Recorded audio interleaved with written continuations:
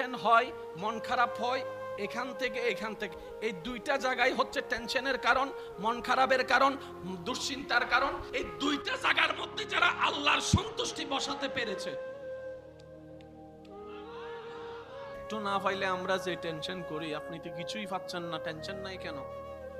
Tension করার মতো যে যা আছে সব তো রবের নামে। টেনশন তাদের হয় যারা রবের বান্দা হতে পারেনি, আর যারা সত্যিকার রবের বান্দা হতে পেরেছে তাদের কোনো টেনশন নাই, তাদের কোনো ডিপ্রেশন নাই, তাদের কোনো দুশ্চিন্তা নাই, তাদের পাওয়া না পাওয়ার কোনো আফসোস নাই।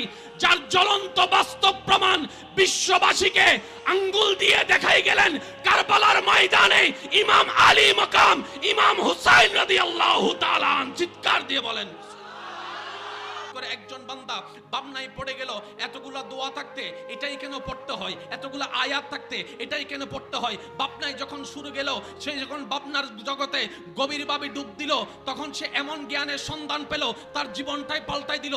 সেটা কি? বাবার মৃত্যুতে সন্তান ব্যতীত হওয়া, এটাই তো স্বাভাবিক। সন্তানের মৃত্যুতে বাবার কান্না করা, এটাই তো স্বাভাবিক। কিন্তু বলছে কি, ইন্না লিল্লাহি, নিশ্চয় মারা যাওয়া বাবাটা আমার নয়, আমার আল্লাহর, আমার আল্লাহর, আমার আল্লাহর। সুবহানাল্লাহ বলেন না? আমার আল্লাহর, আমার হলে আমি কান্না করব।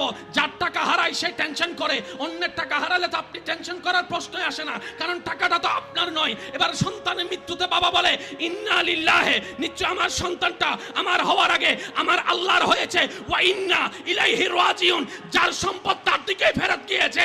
আমার টেনশন করারও দরকার নাই, মন খারাপ করারও দরকার নাই।